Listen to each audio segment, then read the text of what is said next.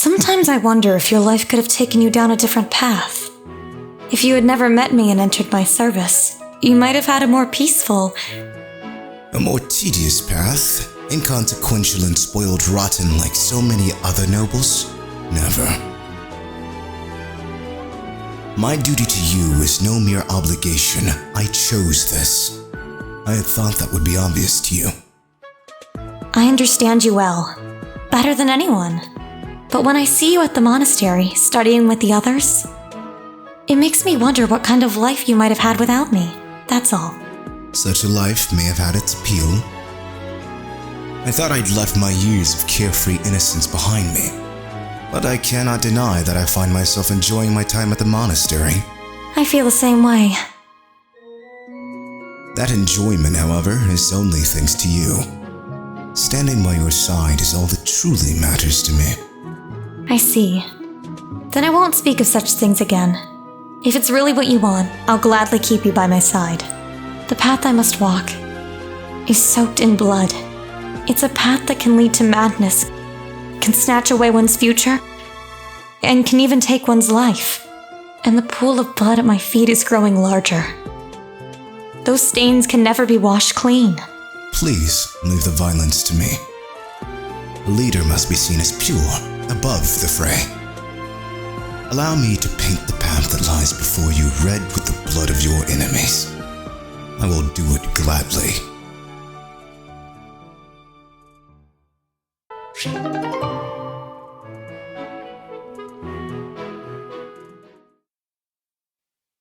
We've come such a long way. After all, I was only 4 years old when we first met. From your perfect memory, Lady Edelgard, I expect nothing short of the utmost precision. Do go on. Please don't mock me with such frivolous praise. I can hardly recall that day. Forgive me. I suppose I must have been 6 at the time. I have no recollection of it.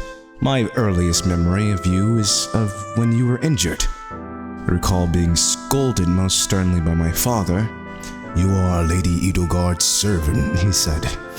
You must protect her with your life. I had no idea.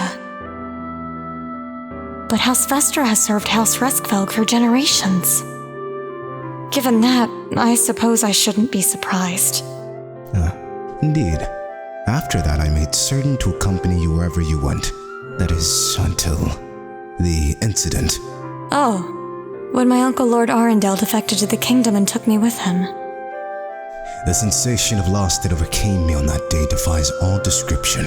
It was as horrific as if I had lost all my limbs. I left the city in a mad rush to rescue you.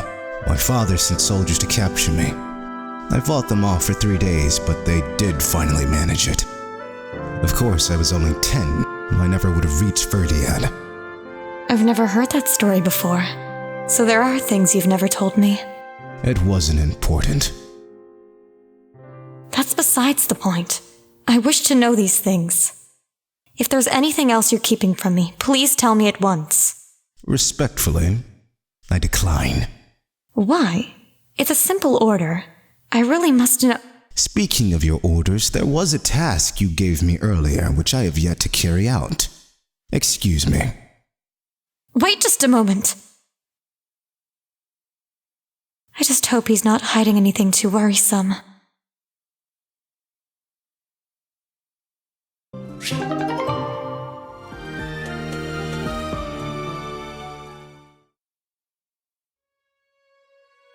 And that concludes my report. Hubert, I can't shake the feeling that you're keeping more secrets from me. I have told you before, there are secrets even I am unwilling to share. I remember. However, I am the Emperor now. If the Minister of the Imperial Household does not obey his orders, I have the right to execute him. I fear you have misunderstood me, Your Majesty. It is true that I am officially your minister, but such titles are of little significance to me.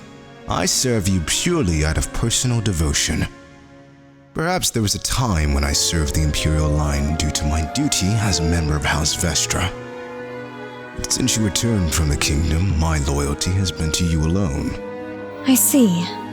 Then you are unwilling to obey my orders as Emperor? Correct. If you prefer to treat this formally, then charge me for crime. I will gladly offer up my neck to the executioner. You know I would never do such a thing, and that I pay no heed to the title you bear. It is your own presence and capabilities that I value so highly, Hubert. Titles are meaningless next to such things. Our families have no bearing on this matter, nor does the Empire itself. In that case, Lady Edelgard, I ask you to turn a blind eye to my secrets. They are trifles beneath your notice. Best I handle them alone. You should focus on the path ahead of you. The scarlet path I have carefully prepared. Whether that path is red with blood is not something you need to trouble yourself over. As Emperor, I'm obliged to accept that answer. However, as your friend, it irritates me to no end. You speak often of painting the path I walk, yet you do so in secret. I am the one you serve, but you refuse to let me in. I trust you, Hubert, and that is precisely why I want to know everything. Your secret hopes and burdens. All of it. If I'm truly the center of your world, then I wish you would trust me as well as I trust you. Very well. You have me beaten. I will tell you as much as I'm able. From the assassins I've eliminated, to the gold I've spent on bribes, to the identity of the one I love. You? In love? Whoever could it... Oh, I've got it. I should have known all along. You already suspect.